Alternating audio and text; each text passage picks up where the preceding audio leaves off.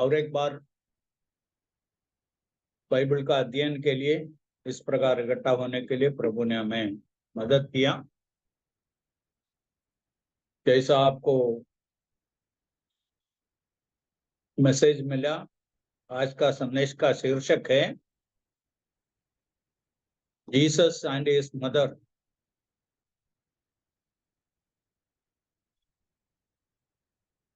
अब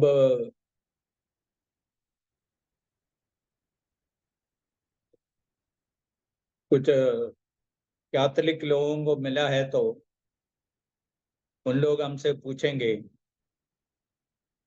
आप काली पुत्र को लिया, माँ को छोड़ दिया, क्यों ऐसा किया? ऐसा पूछते हैं।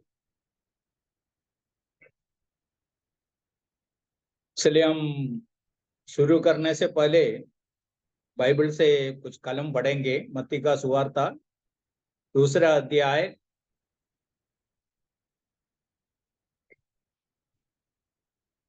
10 और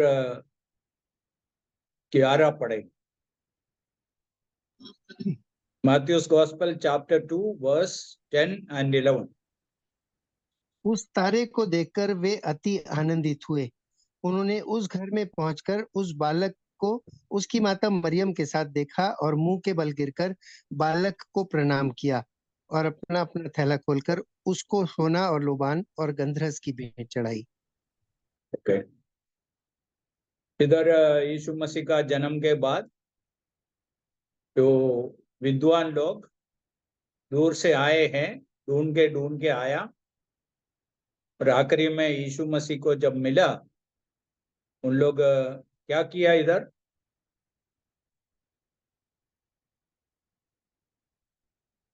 11वां कलम में लिखा है, और उस घर में पहुंचकर उस बालक को उसके माता मरियम के साथ देखा और मुंह के बल गिरकर बालक का प्रणाम किया, यीशु मसीह का प्रणाम किया।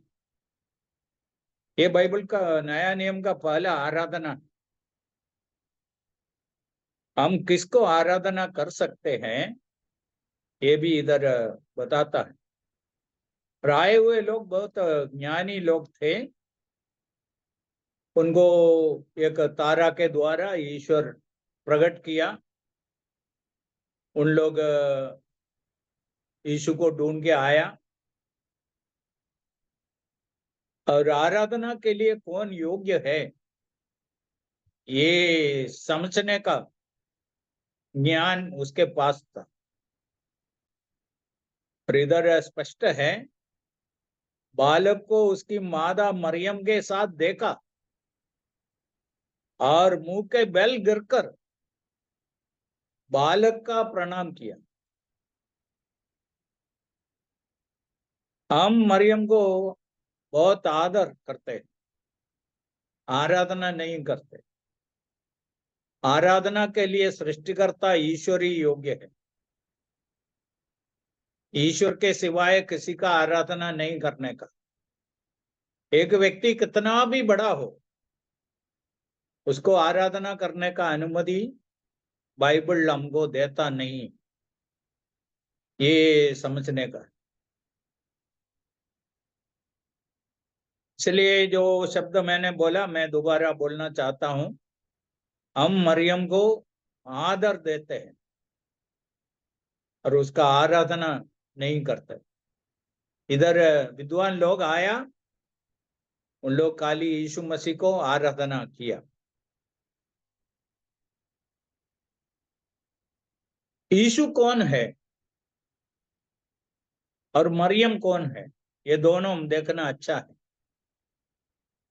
3 बात मैं यीशु के बारे में बोलना चाहता हूं। यीशु का जीवन का आरंभ बैतलहम में नहीं है, नहीं हुआ। वो अनादिकाल से स्वर्ग में रहता था। इसलिए यीशु बोला, मैं स्वर्ग से उतर के आया। यूहन्ना का सुवार्ता कैसा शुरू होता है? आदि में वचन था, वचन यीशु मसीह का बहुत नामों से एक नाम है। यूहन्ना 7 में पहला अध्याय में यीशु मसीह का 7 नाम है। चलिए, यीशु का एक नाम है वचन, और यूहन्ना बताता है आदि में वचन था, वचन ईश्वर के साथ था, वचन ईश्वर था। तो अनादिकाल से यीशु स्वर्ग में था, और 2000 साल पहले मनुष्य रूप धारण कर कर बैतलहम में जन्मा। ये पहला बात। दूसरा, यीशु कौन है? यीशु सृष्टिकर्ता है। सृष्टि के रूप में इधर प्रकट हो गया, और वो सृष्टि करता है। सब कुछ उनके द्वारा ही सृष्टि हुआ, सब उनके द्वारा बनाया गया। ये सब कुछ बनाने वाला है, सृष्टि करता है। ये दूसरा बात। तीसरा बात है, यीशु ईश्वर है। अनादिकाल से बैतलहम तक ईश्वर होके रहता था। जब बैतलहम में पैदा हुआ, उनका ईश्वरत्व के साथ मनुष्यत्व भी ले लिया। उस समय से लेके यीशु पूरा मनुष्य भी है, पूरा ईश्वर भी। ये हमको समझना है। मरियम कौन है? मरियम सृष्टिकर्ता है, सृष्टि है। उनको मालूम है सृष्टि है, ईश्वर उनको बनाया, एक सृष्टिकर्ता है। मरियम का जीवन कब शुरू हो गया? उनका जन्म के द्वारा। एक घर में जब पैदा हुआ, उधर से उसका जीवन शुरू हो गया। मरियम मनुष्य है, ईश्वर है, पूरा मनुष्य है, हमारे जैसा एक मनुष्य था। पर एक बात के लिए हम प्रभु को धन्यवाद देते हैं। एक स्त्री को ईश्वर चुनना चाहते थे। सारे जगत में निरीक्षण किया। भजन संहिता 2 में हम ऐसा पढ़ते हैं, ईश्वर का आंखें सारे पृथ्वी में देखते हैं, ईश्वर को ढूंढने वाला कोई है क्या? ईश्वर ढूंढते हैं। ऐसा सारा जगत में जब ढूंढा, इस लड़की को ईश्वर पसंद किया। क्यों ऐसा पसंद किया? अब लूका का सुवार्ता 2 अध्याय में मरियम का प्रार्थना सुनो। एक 17 साल का लड़की, उससे थोड़ा कम और थोड़ा ज्यादा, ऐसा एक प्रार्थना कर सकता है, तो हम उसका आत्मीयता का बारे में समझ सकते, सोच सकते। चलिए, मरियम उसका दूसरा कुछ योग्यता के आधार पर नहीं है, उसका सुंदरता, उसका पैसा, उसका पढ़ाई, ऐसा कोई भी बातें ईश्वर देखा नहीं है। नसरेत बोल के एक छोटा गांव का, एक छोटा घर का साधारण से साधारण ये लड़की को क्यों ईश्वर पसंद किया? उनका आत्मीयता के कारण ईश्वर उसको चुन लिया। इसलिए आदमी होके जीना एक छोटा बात नहीं। बाद में स्वर्गदूत बोला, एलिजाबेथ बोला, मरियम खुद बोला, आने वाला पीढ़ी सब में मुझको धन्य कहेगा। मरियम का प्रार्थना में एक लाइन ऐसा है, आने वाला सब पीढ़ियां मुझको धन्य कहेगा। Coming generations will call me blessed.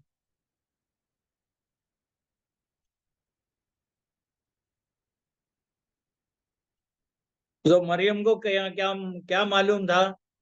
2000 साल के बाद भी इस जगत में,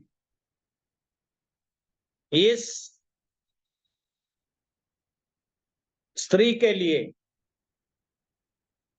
ईश्वर को धन्यवाद देगा, उसको धन्य कहेंगे। इसलिए उसका पुत्र का मां बनने के लिए ईश्वर एक स्त्री को सारे जगत में ढूंढा।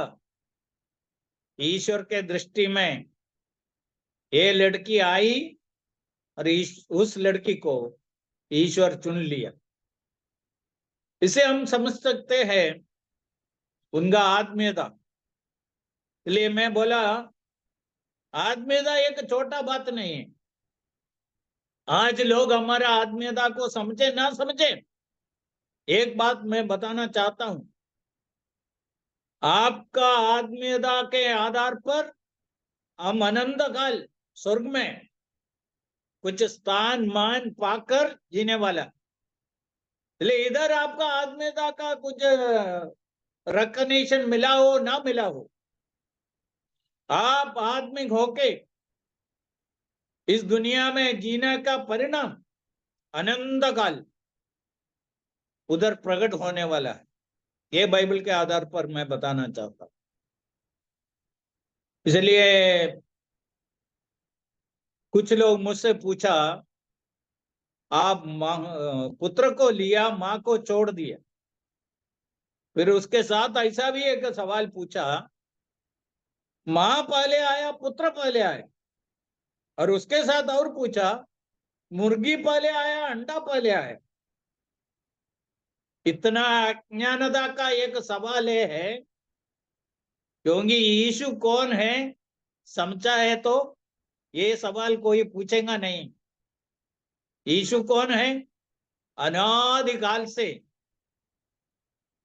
यीशु जीवित था। उसका जीवन का आरंभ बैतलहम में नहीं हुआ। उसका जीवन का आरंभ एक स्त्री के साथ नहीं हुआ। बाकी सब बच्चों का, मनुष्यों का जीवन ऐसा है, हम सबके लिए एक माँ है। माँ पहले आया, बाद में बेटा है, नहीं ये तो बेटी आए। ये हमारे बारे में सत्य है। यीशु के बारे में, यीशु अनादिकाल से स्वर्ग में था, मरियम का सृष्टिकर्ता है, मरियम का ईश्वर है, मरियम का प्रभु है। इसलिए यीशु को दूसरे बच्चों के साथ तुलना करने से ऐसा सवाल होता है, वो एक व्यक्ति का यीशु के बारे में उनका अज्ञानता को प्रकट करता है।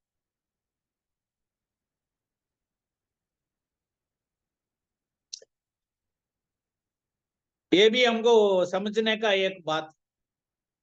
चलिए यीशु कौन है, मरियम कौन? यीशु अनंत काल से थे, सृष्टिकर्ता है, सारा सृष्टि का मालिक है, और वो ईश्वर है। पर सृष्टिकर्ता के रूप में बैतलहम, सृष्टिकर्ता सृष्टि के रूप में एक बालक के रूप में बैतलहम में पैदा हुआ। उधर उसका मनुष्य जीवन का आरंभ है। ये विश्वासी लोग समझने का है, बाइबल पढ़ने वाला समझना। अभी दूसरा एक बात है, यीशु के पास हम ऐसा सीधा जा सकता है क्या? दूसरा लोगों का मदद का जरूरत है क्या? ये पहले हम भजन से 4-5 कलम पढ़ेंगे, बाद में और कुछ सच्चाइयां हम देखेंगे। इब्रानियों का पत्री 7:25, Hebrews chapter 7 verse 25।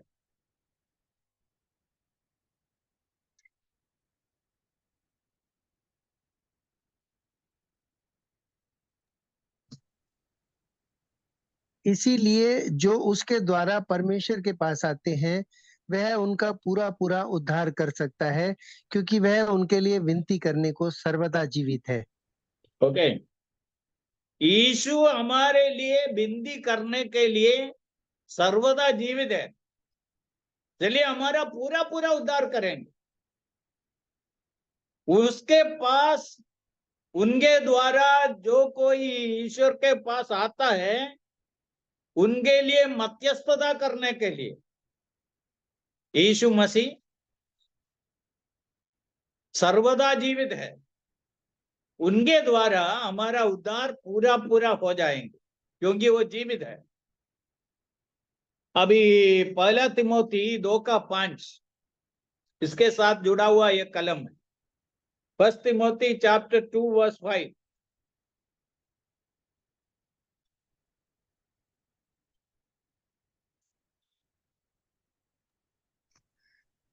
क्योंकि परमेश्वर एक ही है और परमेश्वर और मनुष्यों के बीच में भी एक ही बिचवई है, अर्थात ओके, मसीह यीशु। हाँ, पूरा करिए। अर्थात परमेश्वर एक ही है, वो सब लोग मानेंगे। अरे कल का टाइम्स ऑफ इंडिया में था एक आर्टिकल, एक ही ईश्वर है, अलग अलग रूप में प्रकट हो गए। हम बाइबल के आधार पर बताना चाहते हैं, एक ही ईश्वर है। वो ईश्वर मनुष्य रूप में सब मनुष्यों के लिए एक ही बार प्रकट हुआ, वो यीशु मसीह। ठीक है, इधर क्या लिखा है? परमेश्वर एक ही है, और परमेश्वर और मनुष्यों के बीच में भी एक ही मध्यस्थ है। देखो, ईश्वर और सारे मनुष्य, उनके बीच में खड़े होने के लिए, मध्यस्थ होके खड़े होने के लिए एक ही व्यक्ति योग्य है, वो यीशु मसीह। उसका कारण भी है, यीशु पूरा मनुष्य है, पूरा ईश्वर है। पूरा मनुष्य होके मनुष्यों को बराबर समझ सकते हैं, पूरा ईश्वर होके ईश्वर को समझ सकते हैं। यीशु ही मध्यस्थ है, दूसरा एक व्यक्ति को उधर खड़े होने के लिए जगह नहीं है। और आप लोग सब मध्यस्थ प्रार्थना किया होगा, सुनता होगा। इसका अर्थ क्या है? जीवित विश्वासी लोग, जीवित लोगों के लिए मध्यस्थता आज कर सकता है। जीवित विश्वासी लोग, जीवित लोगों के लिए, विश्वासियों के लिए, अविश्वासियों के लिए, जीवित विश्वासी जीवित लोगों के लिए मध्यस्थता कर सकता है। ये कब तक कर सकता है? जब तक आप इधर है तब तक। एक व्यक्ति मरते समय में उनका सारा कामों से विश्राम पाने के लिए चले जाते। पौलुस अपने बारे में बोल दिया, मैं मेरा दौड़ पूरा किया, अभी मैं मेरे लिए रखा हुआ मुकुट पाने के लिए जा रहा हूं, मेरा काम पूरा हो गया। इसलिए हमको कुछ करना है आज वर्तमान में, अभी करो, जल्दी करो, देरी नहीं करना। कुछ लोगों के लिए प्रार्थना करना, कुछ लोगों को बाइबल देना, कुछ लोगों को सुवार्ता देना, कुछ लोगों को प्रभु के बारे में बताना, कुछ लोगों को आत्मिक जीवन में मजबूत करना, कराना। अभी करो, अभी करो, बाद में नहीं।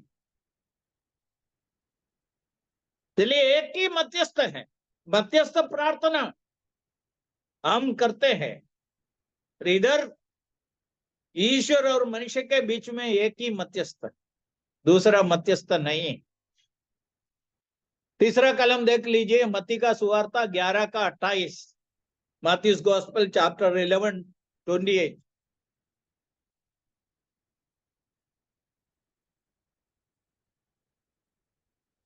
इस सब परिश्रम करने वालों और बोझ से दबे हुए लोगों, मेरे पास आओ, मैं तुम्हें विश्राम दूंगा। इधर यीशु मसीह सब लोगों को उनके पास बुलाता है। क्या बोला? ये सब परिश्रम करने वालों, बोझ से दबे हुए लोगों, मेरे पास आओ, मेरे पास आओ। चलिए, यीशु मसीह डायरेक्ट लोगों को अपने पास बुला रहा है। देखो, Jesus is not an unapproachable person. उनके पास ऐसा सीधा कोई जा नहीं सकता है, इसलिए दूसरों का मध्यस्थता हमको ढूंढना पड़ेगा, ऐसा नहीं है। यीशु के पास सब जा सकता है। हम जानते हैं यीशु इस जगत में जब था, लोग उनको आके ऐसा ही मिलता था। Jesus is a person who is approachable for all people. सारे लोगों को उनके साथ जाके मिल सकता है। इधर यीशु क्या कर रहा है? सब लोग मेरे पास आओ, मेरे पास आओ। उनके पास, यीशु के पास जाने के लिए कोई मध्यस्थ का जरूरत नहीं है, कोई भी पास्टर का जरूरत नहीं है, कोई पादरी का जरूरत नहीं है। कोई भी व्यक्ति उद्धार के लिए, आशीषों के लिए सीधा यीशु के पास आ सकता है। मैं लोगों को सुवार्ता देते समय में मैं उनको एक बात बोलता हूं, मेरा काम इतना है यीशु के साथ आपका परिचय कराना। आपको यीशु के साथ कनेक्ट करना। कैसा कनेक्ट हो सकता है ये बताना। मैं इतना ही कर सकता हूं। ये मैं जो बोलता हूं उसके द्वारा आपको यीशु के साथ कनेक्शन बना सकता है। यीशु के साथ किसी का कनेक्शन वाया वाया नहीं है। ये लोग समझने का एक बात, इसलिए लोग दूसरे लोगों का मदद लेते हैं। यीशु के पास कोई भी आ सकता है। अभी एक कलम देख लीजिए, फिलिपियों का पत्री 4:6।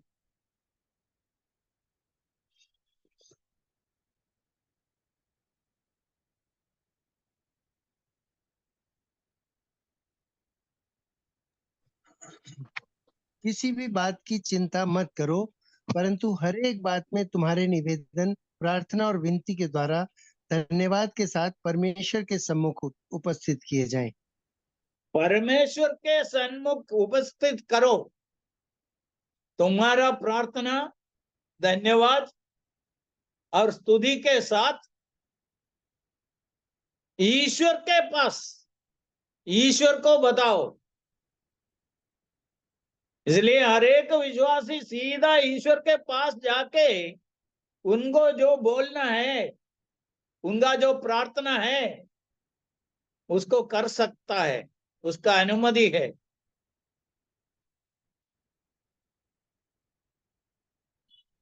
इब्रानियों का पत्री 4:16 हम अच्छी तरह जानते हैं, वो भी हम पढ़ेंगे। Hebrews chapter 4 verse 16। इसलिए आओ हम अनुग्रह के सिंहासन के निकट हियाव बांधकर चलें कि हम पर दया हो और वह अनुग्रह पाएं जो आवश्यकता के समय हमारी सहायता करे। इसलिए हम अनुग्रह का सिंहासन के पास जाएंगे। अनुग्रह के सिंहासन के पास आओ। ये अनुग्रह का सिंहासन किधर है? जहां प्रभु यीशु मसीह आज है, वो है अनुग्रह का सिंहासन। हर एक विश्वासी को उसका एक कनेक्शन दिया है। आज का जमाने में हमको समझ सकते हैं, ये मोबाइल कनेक्शन कोई तार के साथ हमको जोड़ा नहीं है। फिर भी कितना भी दूर लोग बैठा है, उसका मोबाइल कनेक्शन होए तो हम हजारों मील दूर बैठ के उनके साथ बात कर सकता है। इसलिए निरंतर स्वर्ग के साथ एक विश्वासी का संपर्क, वो है अनुग्रह का सिंहासन। उसके लिए कहाँ भी जाने का जरूरत नहीं है। जैसा आजकल है ना, पैसा बनाने वाला प्रोजेक्ट टावर सब बनाते हैं, पर लोगों को क्या बोलता है, आपका कोई जरूरत है तो हमको बताओ, हम प्रार्थना का कॉन्ट्रैक्ट लेके इधर बैठा है और आप पैसा दे दो, हम प्रार्थना करेंगे। विश्वासियों को आलसी बनाने का शैतान का एक बड़ा काम है ये। बाइबल हमसे कहता है तुम निरंतर प्रार्थना करो, हर बात के लिए प्रार्थना करो, उत्तर मिलने तक प्रार्थना करो। ये हर एक विश्वासी करने का। इसके बदले में आज ये बहुत बड़ा एक धंधा हो गया। हम ये कॉन्ट्रैक्ट बना के रखा है और हमको बताओ, हम प्रार्थना करेंगे। और मैं इतना साल का अनुभव से बताता हूं, मेरा जरूरत सब फिलिपी 4:6 के अनुसार, इब्रानियों का पत्री 4:16 के अनुसार, मैं जाके कृपासन के पास जाके कृपासन में जो बैठा है उनको ये बताता हूं और एक कलम पढ़ता हूं। यूहन्ना का सुवार्ता 6:637, जॉन्स गॉस्पेल 6:37। जो कुछ पिता मुझे देता है वह सब मेरे पास आएगा, और जो कोई मेरे पास आएगा उसे मैं कभी ना निकालूंगा। जो कोई मेरे पास, इसलिए यीशु इच्छा रखता है सब लोग उनके पास आए। जो कोई मेरे पास आता है मैं उनको कभी ना छोड़ूंगा। इधर एक बहुत बड़ा गारंटी भी है। देखो, बार बार हम यीशु को स्वीकार नहीं कर सकता है। यीशु हमें स्वीकार किया, दोनों साथ साथ होता है। हम यीशु को स्वीकार करता है, यीशु हमको स्वीकार करता है। ये शादी के जैसा है। शादी में लड़का लड़की को स्वीकार करता है, लड़की लड़का को स्वीकार करता है, दोनों होता है। चलिए, यीशु हमको उस दिन स्वीकार किया। हमारा कमजोर प्रार्थना के कारण हम उद्धार नहीं पाया। वो आधा आधा रास्ता हम पहुंचा, बाकी आधा यीशु के पास है। यीशु हमें पकड़ लिया, यीशु हमें ले लिया, यीशु हमें स्वीकार किया, यीशु हमें उनका बनाया। यीशु इधर गारंटी देता है। क्या गारंटी? जो कोई मेरे पास आएगा मैं उनको कभी ना छोड़ूंगा। इसे बड़ा गारंटी किसको दे सकता है? किसको चाहिए? ऐसा ही एक प्रभु है। हमें जो दिन हम उनको स्वीकार किया, उनके हाथों में हमारा जीवन दे दिया, वो हमें हमेशा के लिए स्वीकार किया। इसलिए हम हमेशा प्रभु का है। आपका तारण का दिन से लेके आप पूरा पूरा प्रभु का है, 100% यीशु का है, अनंत काल के लिए यीशु का। ये आपको समझने का बात। इसलिए इतना कलम मैं क्यों सुनाया? हमारा मध्यस्थ यीशु मसीह है। दूसरा मध्यस्थ का जरूरत नहीं है। बाइबल के अंदर दूसरा कोई मध्यस्थ नहीं है।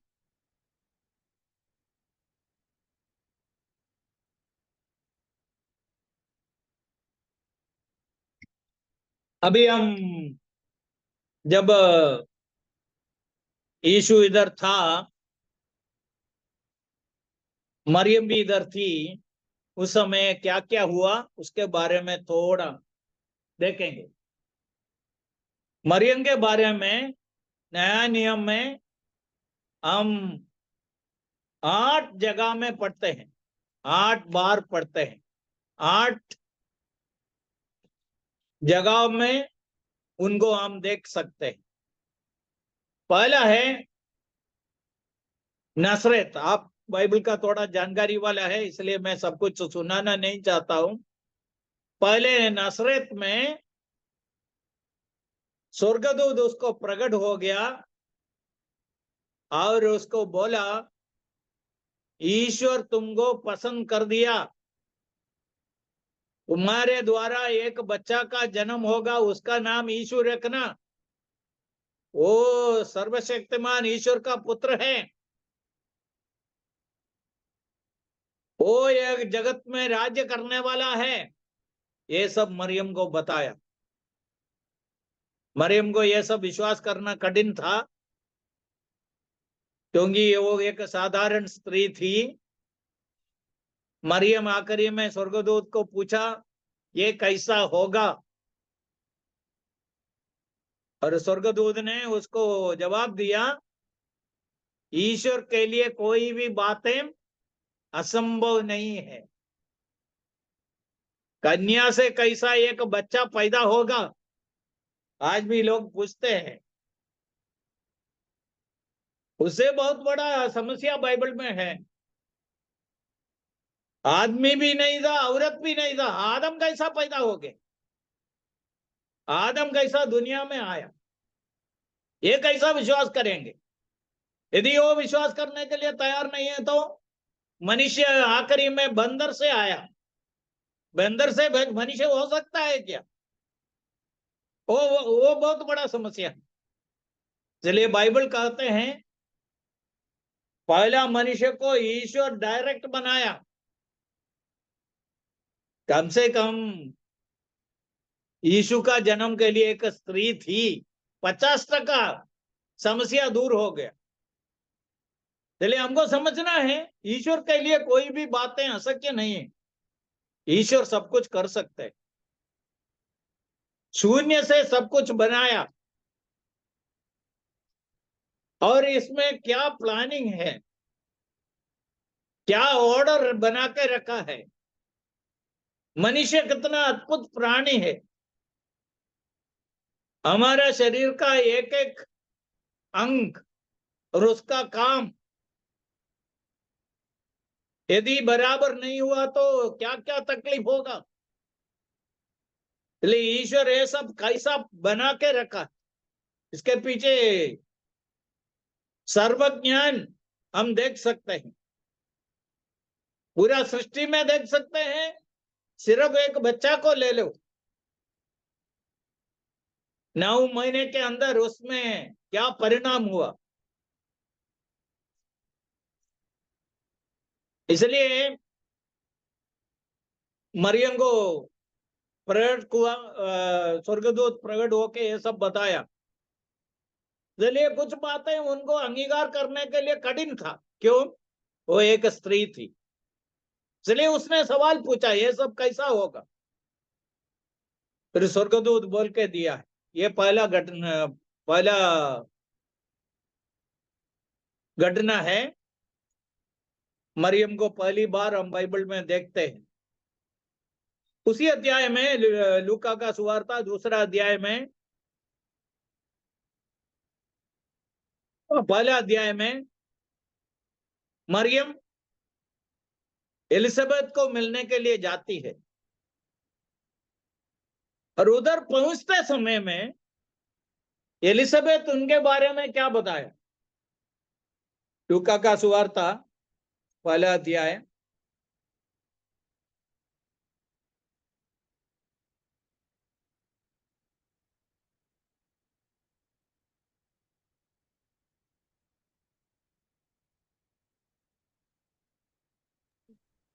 Forty two uncle.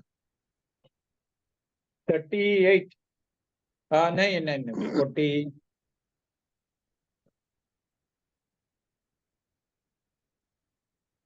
मेरा प्रभु का माँ मेरे पास 42 है। 43 43, थैंक यू। यह अनुग्रह मुझे कहाँ से हुआ कि मेरे प्रभु की माता मेरे पास आई? मेरे प्रभु की माता मेरे पास आई।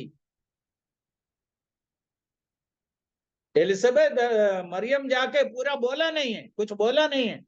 उधर पहुंचने तक एलिजाबेथ ऐसा बोला। फिर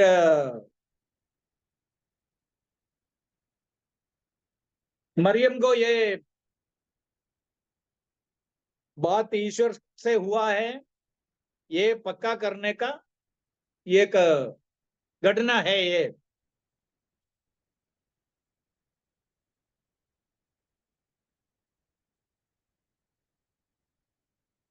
इसलिए दूसरा बात है, मरियम एलिजाबेथ को मिलने के लिए गई। क्यों गई? उनके साथ जो बात हुआ वो उनके साथ शेयर करने के लिए गया। इधर एक बहुत बड़ा आत्मिक सच्चाई मैं बताता हूं। आपका जीवन का हर बातें सबको नहीं बताना। उसके साथ ये सुनो, आपका बातें बोल सकते हैं हुए थोड़े लोग दुनिया में हैं। शायद एक और दो जन को आप मिलेंगे। आपका जीवन का सारा बातें मन खोल के, हृदय खोल के आपको बता सकता। ऐसा आदमी लोगों को बराबर पहचानने के बाद, जानने के बाद आपका हृदय खोलने का। इसलिए मरियम मरियम को मालूम हो गया जकरिया और एलिजाबेथ कैसे लोग हैं, उनका जीवन कैसा है, का आत्मीयता कैसा है। इसलिए ये लड़की सीधा उनके घर में गया। उनका प्रोत्साहन मिलने के लिए, उनका एडवाइस लेने के लिए यही है। ये दूसरा घटना। तीसरा है, ये दूसरा अध्याय में इन लोग साथ में यरूशलेम गया। यरूशलेम से वापस आते समय में यीशु यरूशलेम में ही रहा। आप ये घटना जानते हैं, दूसरा अध्याय का 43 से हम पढ़ते हैं, 42 से पढ़ते हैं। जब 12 वर्ष का हुआ तो वे पर्व के रीति के अनुसार यरूशलेम को गए। और यरूशलेम से वापस आते समय में यीशु उनके साथ नहीं आया, यीशु उधर रह गया। बाद में क्या हुआ? एक दिन के बाद यीशु को ढूंढा, रिश्तेदारों के बीच में, दोस्तों के बीच में। ढूंढने का क्या जरूरत है? मरियम कितना जानकारी में सीमित थी, मरियम को सब बात जानने का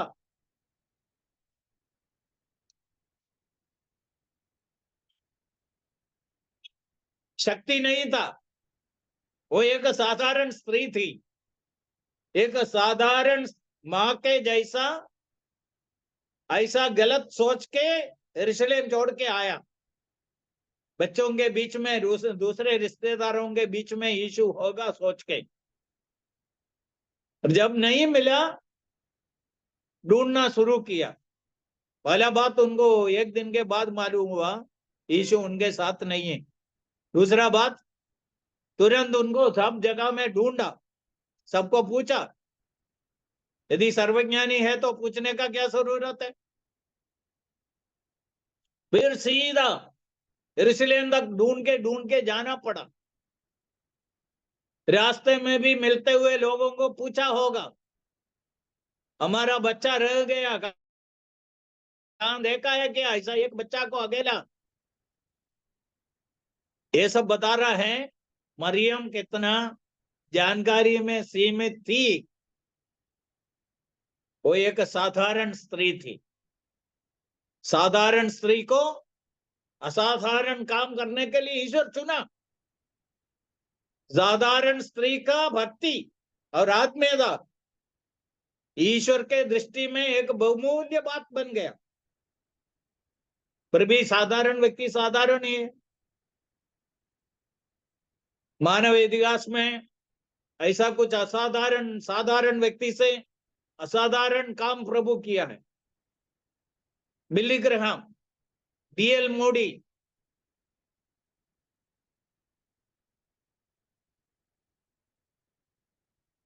विलियम गेरी, ऐसा साधारण लोग असाधारण काम किए हैं। चलिए, मरियम एक साधारण स्त्री थी, ये हमको समझने का। अभी मरकोस का सुवार्ता 3 अध्याय में आइए, उधर दूसरा एक घटना है। यीशु कबरनहूम में प्रचार करने के लिए गया। उधर यीशु को मिलने के लिए मरियम और उनका भाई, यीशु का भाई लोग आया। उन लोग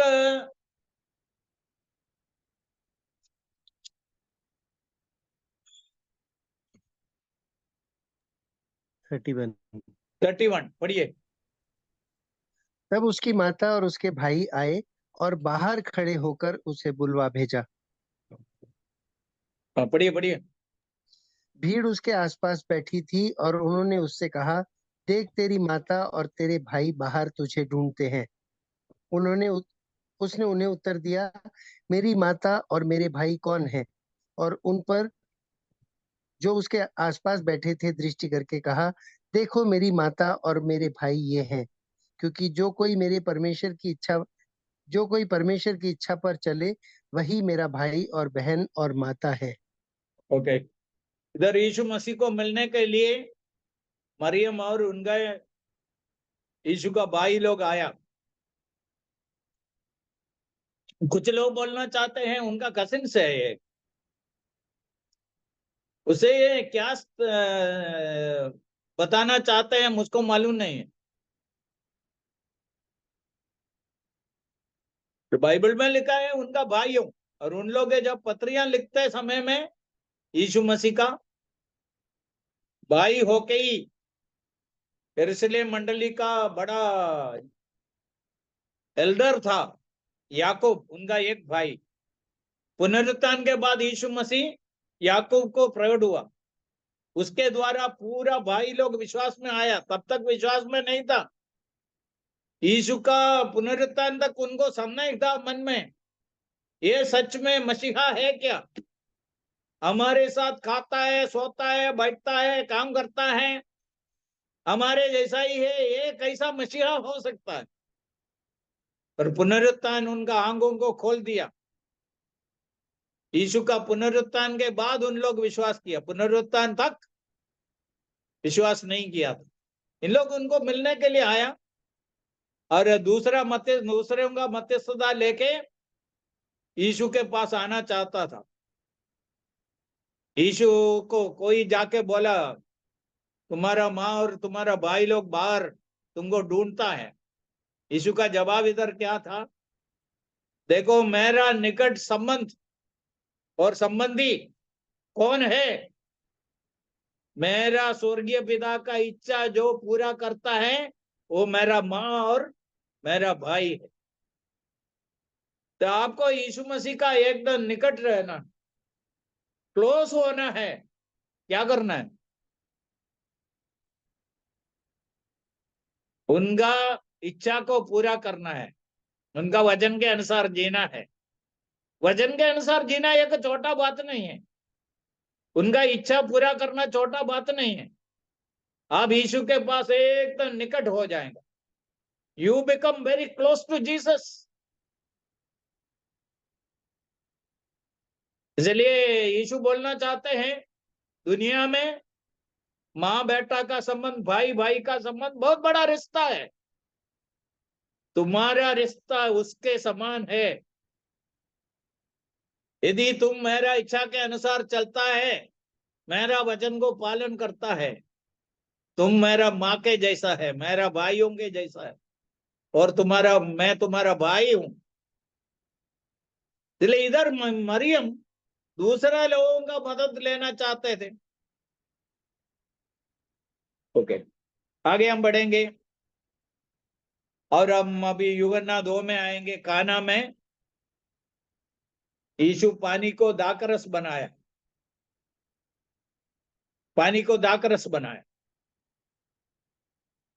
अभी मरियम को पहले जानकारी मिला उधर दाखरस कम हो रहा है, इसलिए मरियम आके यीशु को बताया।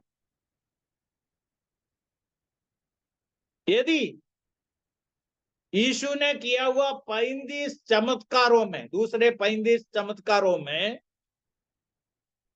इसका ऑर्डर ऐसा ही था, आज भी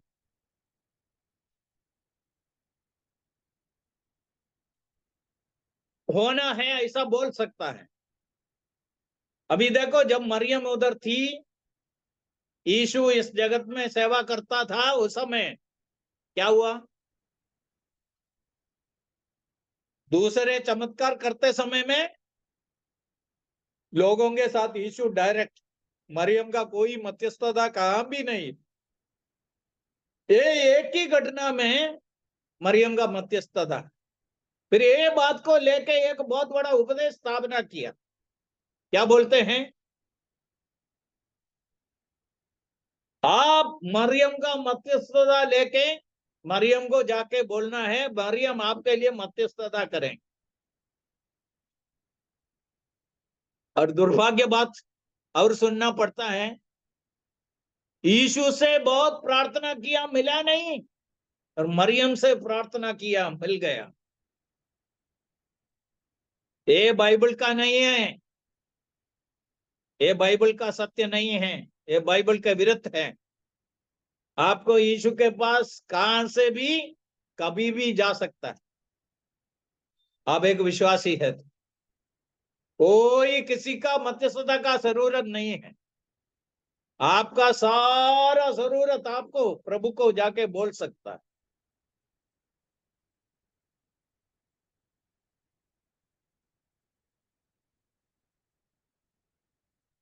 फिर हम और एक कलम बढ़ के आज का ये पूरा करेंगे, यूहन्ना 19 का 26 और 27। जॉन यूहन्ना जॉन 19 26 27। जब यीशु ने अपनी माता और उस चेले को जिससे वह प्रेम रखते थे पास खड़े देखा तो अपनी माता से कहा, हे नारी, देख, यह तेरा पुत्र है। तब उसने चेले से कहा, यह तेरी माता है। और उसी समय से वह चेला उसे अपने घर ले गया। ये यूहन्ना को दिखा के मरियम को बोला, ये तुम्हारा पुत्र है। और ये मरियम को दिखा के यीशु यूहन्ना को बोला, ये तुम्हारा माँ है। देखो, यीशु सब शिष्यों को साथ में इकट्ठा नहीं किया, सब लोग इधर आओ, मैं एक बात बताऊंगा, आज से मरियम तुम्हारा माँ है, ऐसा नहीं बोला। एक शिष्य को अपना माँ का सेवा करने के लिए जिम्मेदारी सौंपा। क्यों ऐसा किया? अभी मरियम स्वयं देखती है यीशु क्रूस पर कैसा वेदना सह रहा है। एक माँ को ये सब लेना बहुत कठिन है, इसलिए उसका मानसिकता समझ के यीशु यूहन्ना को बोला, इनको आश्वासन देना, तसल्ली देना, ये तुम्हारा काम है। क्यों हम उनका भाइयों को नहीं दिया ये काम? उस समय उनका भाई लोग विश्वास में नहीं था। एक विश्वासी विश्वासी को तसल्ली दे सकता है, एक अविश्वासी जाके क्या तसल्ली दे सकता है, क्या आश्वासन दे सकता है?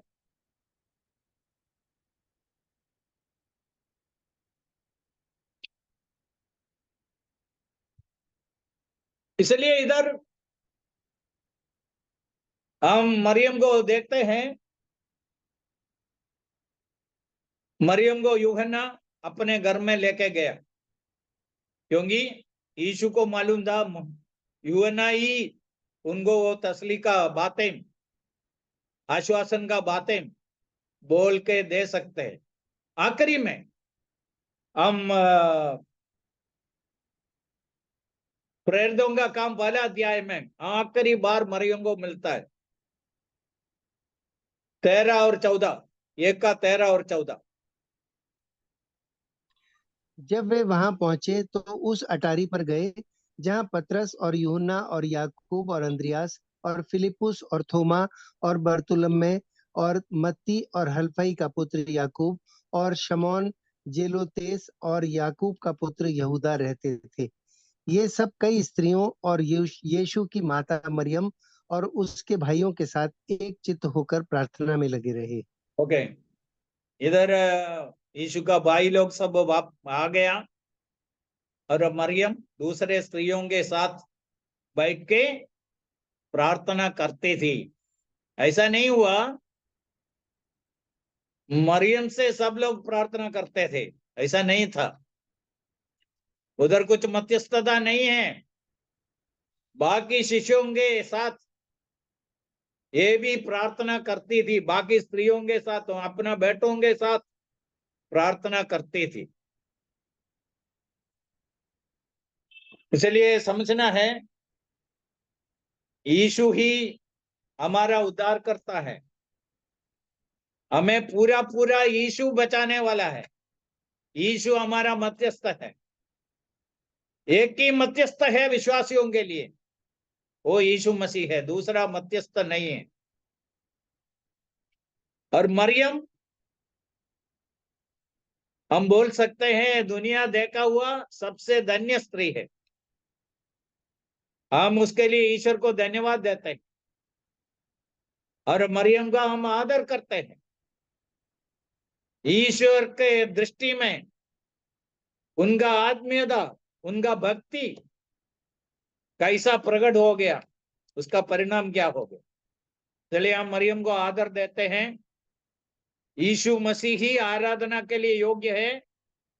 यीशु ईश्वर है, मरियम एक मनुष्य स्त्री है, वो आराधना के लिए योग्य नहीं है। उनका काम पूरा करके इधर से चली गई और अभी उनको इधर कुछ करने के लिए बाकी नहीं है। फिर हमको कुछ काम है आज, जब तक हम जीवित हैं हमको मध्यस्थता का काम भी ईश्वर सौंप दिया है। प्रभु इन वचनों को आशीष करे। Thank you.